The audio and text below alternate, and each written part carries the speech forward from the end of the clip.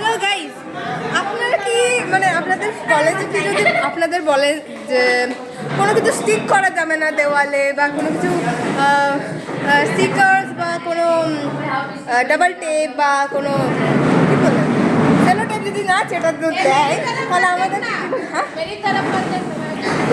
ঠিক আছে। তাহলে কিভাবে তোমরা সেলুনটাকে স্টিক করতে পারবে দেওয়ালের মাঝে, ঠিক আছে?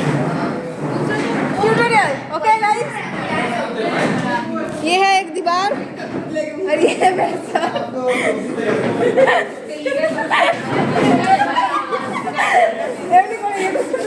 हमारा जो फूटा जा रही है ऐसे ऐसे ऐसे ऐसे ऐसे करके